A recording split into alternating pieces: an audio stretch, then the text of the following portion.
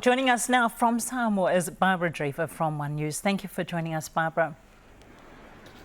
Tell us, what's the feeling right now in Samoa now that the 2-day shutdown has happened, and what's the feeling today? Well, you know, everyone's out and about and it's busy as usual, business as usual. There are still a lot of people wearing masks.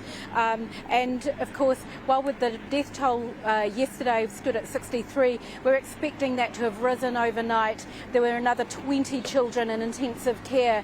And so this is by no means over. The great thing is, Marama, is that we've seen 89% of the population is now immunised against measles. And also, as a result of the 2-day shutdown, we have at least 32,000 extra who were immunised. So that was a great result for the government. Such an incredible uptake on the immunisation rates there. There seems to be like the whole nation has really gotten behind the government's efforts. What else is the government going to do to continue containing the disease? Would they do another shutdown next week? That's still to be decided. I think they're pretty pleased with how it went. The question going forward, and certainly one that we'll be seeking answers for, is exactly how are they going to keep that rate high? It still has a way to go because as of the end of the 2-day shutdown, 82% of children under the age of 5 had been vaccinated with MMR. Now that still leaves quite a big percentage. I'm also told that when the teams went out, and there are 102 teams that went out on the road, some of them ran out of vaccination. So, and the Ministry of Health is promising that they will follow up on those cases. We just need to make sure that that happens, and we'll certainly be seeking answers from government as to how they are going to keep that rate high. How are they going to stop it from slipping down? Because this rate has been the low rate has been there since 2013. It has slipped dramatically over the years, so now it's maintaining a good coverage rate.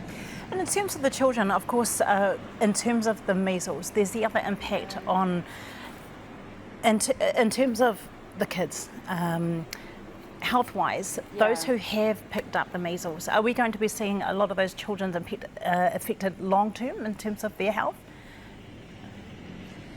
You know, that is one of the things too that we've yet to see the result of that. But yes, and what I've got to say too, Marama, is that even though we've got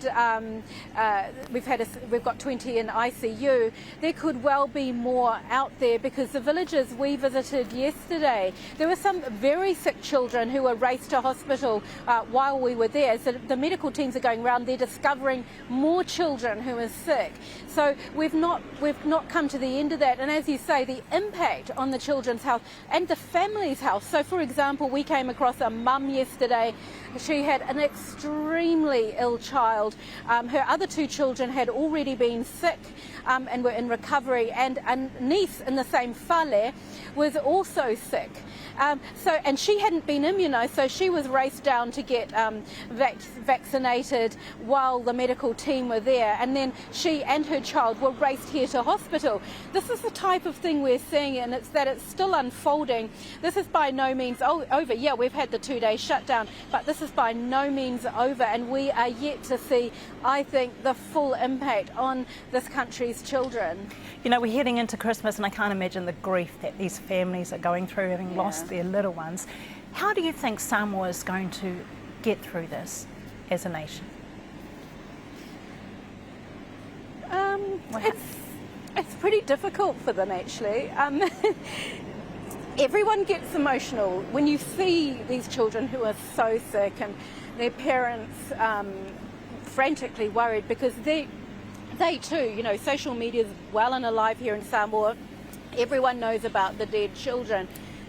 When you have more than 60 children who have died, and everyone, it's a small community, everyone knows a family who's affected, everyone. And so there is a lot of fear still. Yes, the vaccination rates have gone up, but there is a lot of fear. And I think this Christmas is going to be really sad for a lot of families. And in fact, I know it is. And not just those families, but it's a wider community. There's a lot of sadness here. You can feel it. Like when we talk to people, it's fear and sadness. And there's just no getting away from that as we come into this so-called festive season. Thank you, Barbara, for your time. And our hearts are certainly with Samoa at this time too. Thank you, Barbara.